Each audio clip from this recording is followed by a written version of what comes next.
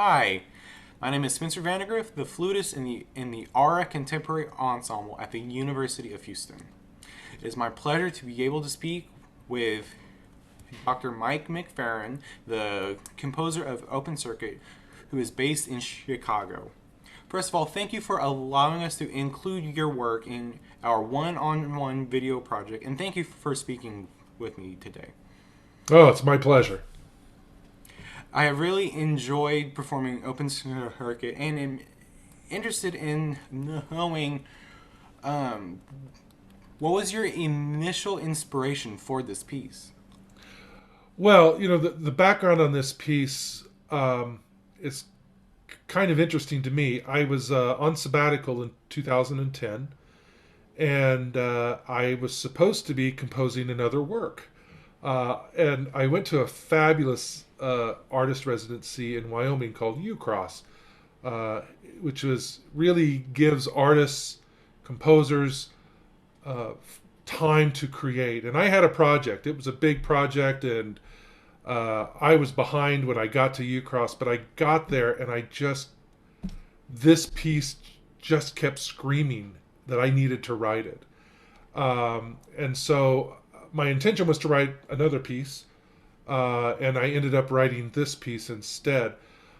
I wrote it for a dear friend of mine who is a spectacular flute player. Her name's Rebecca Ash, and she lives in Austin, Texas.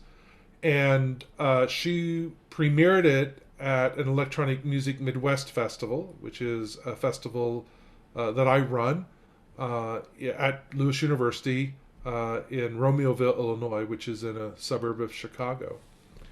And I wrote it because the thing about the thing about Rebecca is I don't mean this offensively. She's like, I don't know, 4 foot nothing. She's just a little tiny thing with just a giant monster flute sound. And it's great to watch her come out on stage because when you see Rebecca come out on stage, you think, oh, okay, well, we're going to have bird calls and little trills and, very sort of stereotypical bad flute music, I guess. And she just turns into this monster beast performer who can just just transport an audience member. And I've always been thrilled watching her play, not just my music, but other people's music, and she's just a great performer. And so I wanted to write something that was not stereotypically flute music. I wanted to write something that was aggressive and bigger than the instrument. And and when I was thinking about Rebecca, that contrast and drama of watching her play this was really important to me. I didn't intend to write this piece when I went to UCross, but I just couldn't get it out of my mind, and so that's where I wrote it. And if it weren't for UCross Foundation, this piece wouldn't exist. It required a great deal of solitary time, focused time, away from distractions of everyday life. And I sat in a cabin in the woods and wrote this piece in a fairly short order of time because of all the time that I was given because of the residency. How long was the residency? Well, I think it was about 4 weeks. It's over 10 years ago. It was either 3 or 4 weeks. I wrote this piece and I wrote another piece completely unrelated to what I was supposed to be composing there. And when I came back, I wrote the piece I had to write. But the pieces I wanted to write, I wrote while I was at UCross. And it was just a wonderful experience to be able to sit down and get up every day. I've done a few other residencies at other places, but there was something really special about UCross, and it really helped me with this piece in particular. Mm-hmm. I love the idea of just like setting up in a cabin in the woods and just cranking out stuff. I love that. Yeah, it's really an amazing experience if you have the opportunity because there's no other time in my life when I've been able to sort of unplug from work or family or uh, you know having to go to the grocery store and things like that. Um, in a lot of ways, it's not unlike the pandemic we're in. Very true. Yeah. Uh, you know. So, but I would prefer to be in Wyoming in a cabin, I think, than in negative I 20-degree wind chills in Chicago. All right. Well, so my next question, looking through your catalog, I've noticed that a large portion of your works have some sort of electro acoustics with them. Could you talk on how someone would begin writing this type of music? Yeah, well, it's kind of strange because um, I was trained more as an acoustic composer, and I would say that when I finished up my degree, I was about 50-50. Today, I'm probably 80-20. A lot of it has to do with where I ended up, the surroundings I was in, and quite frankly, just what began to interest me more. Um, it's easier than it's ever been to get into electronic music in a lot of ways because technology, hardware and software has become more accessible. It's more affordable. Um, my first computer, I think I spent $8,500 on with that and all of the software, which now I've got more power in my cell phone than what was in that computer. So it is simply more accessible to be able to get to it. Probably the most important part about it is it's easy to learn that technology. Much of it's very intuitive and user friendly, and there's so many resources available online to learn, where to click to do what in a software application or whatever. But really, it's still composition, and one of the things that is harder to learn is the ideas of storytelling, the ideas of aesthetics, and ideas of narrative and expression and drama. Um, and so, in a lot of ways, electroacoustic music, I would say in every way, I don't approach it differently than I approach writing acoustic music. I just finished a piece for solo piano, and the same methods that I used to write electroacoustic music, I used whenever I wrote this piece for piano. The process is still the same. It's still music. I'm still thinking about expression and drama and storytelling and transportation uh, throughout a piece and form and shape and all of those types of things. It's just that the tools are a little bit different, where I have just a piano and perhaps notation software. In electroacoustic music, maybe I'm using other types of software to create the same type or to take the same type of approach with music. So I don't see them as mutually exclusive. From my perspective, again, not everyone would agree with this, but for me, I find electroacoustic music more challenging because, it requires me to at some level really be a performer and craft things in a way that on an acoustic piece that's the performer's job. And so for me, it's a little bit more challenging in that way.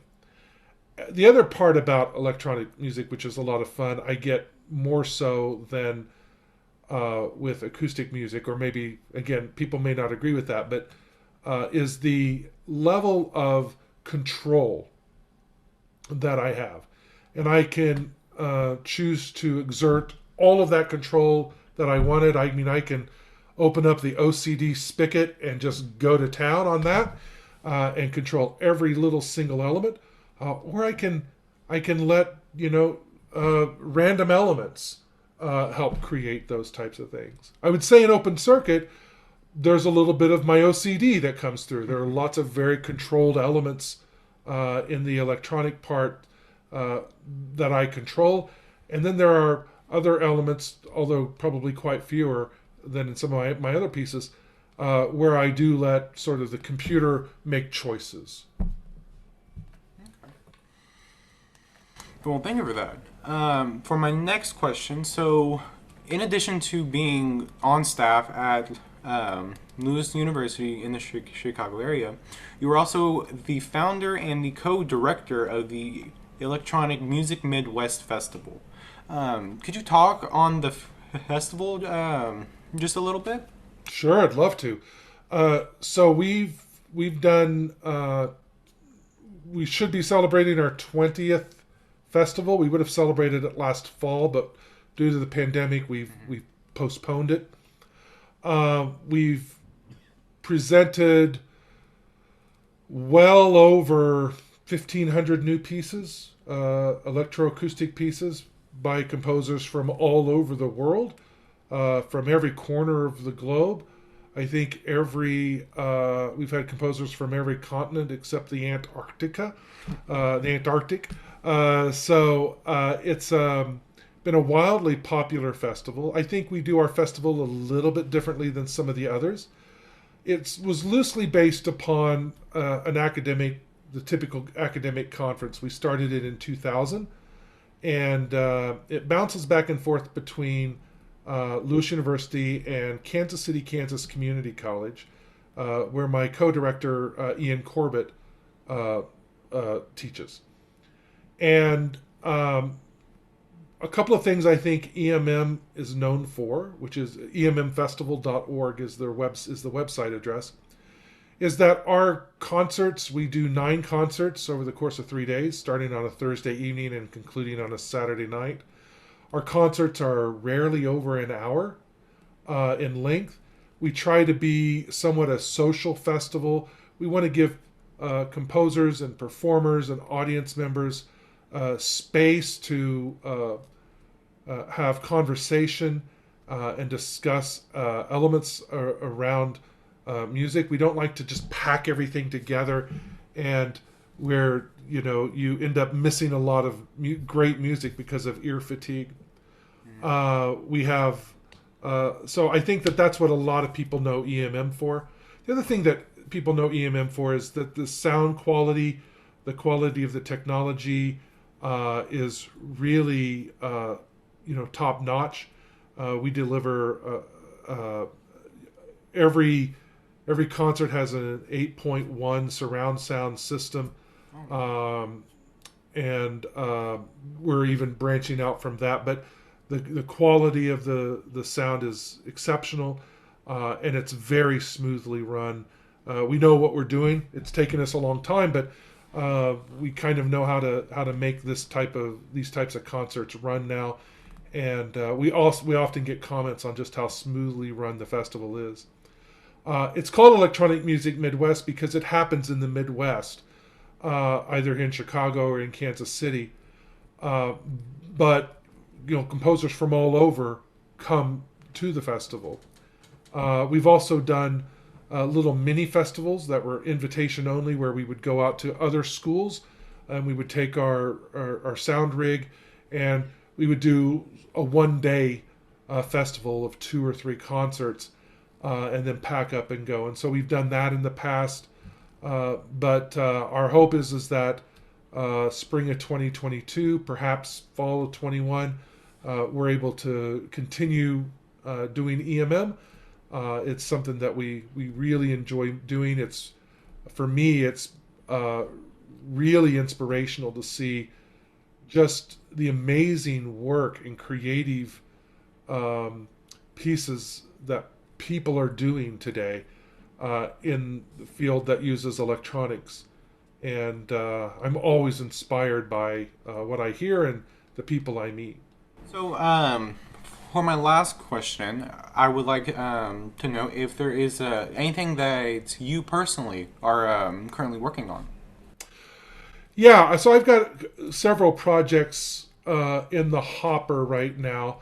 I just finished piano piece. I just finished a commission with the Links Project in Chicago. I'm very excited about. It's called the Autism Advocacy Program, and what they do is they pair a teenager who is living with autism and a poet with a composer. And so I set two wonderful poems by a young poet from Chicago, and those are going to be premiered sometime, I believe, in April. And so those just wrapped up by a fabulous baritone named Nick Ward. And so I'm pretty excited to hear those two little songs. It was a really rewarding project for me, and I think in a lot of ways it's just baritone and piano, but I think it really helped me through this pandemic a little bit to work. I'm also working on a fixed media piece based upon an improvisation of a hexany scale, which is a really silly, complicated way of tuning stuff and using just intonation that was developed by a Mexican American composer named Irv Wilson. Mm-hmm. And but it's a sort of been a fun exploration, and coupled with some work I've been doing with an infinite sequence by Per Norsgaard, Danish composer, is known for this sequence. And so I'm working on this fixed media piece, and we'll see. It's not really for anything. It's just because I'm in a pandemic and, composers compose type of thing. I'm also, I tend to work on several projects at once and kind of get things kind of lined up. And so working on a CD project. It's an album project. We probably won't release a CD. That'll be coming out hopefully this month or next month, and then composing another work for instrument and electronics. And so kind of trying to stay busy. I'm reminded of a meme that went around last March when everybody started closing down, and it was a before and after picture, and it was a composer before the pandemic and a composer after the pandemic, and it was the exact same picture. And so in a lot of ways, me sitting in front of the computer kind of locked in is not really a new thing, but it does provide opportunities, I think, for creative expression. Well, I'm definitely happy to hear that you're able to stay busy and to try to keep your mind off things, as we at least try to do so. But thank you, Dr. McFerron, for meeting with me today. It's been such a pleasure to play this piece and to meet with you. It's just been a thrill. Well, thank you, Spencer. I really appreciate all the hard work you've put into this piece, and really the rehearsal was great, and really enjoyed hearing you play it. Looking forward to seeing the whole thing. Thank you, sir.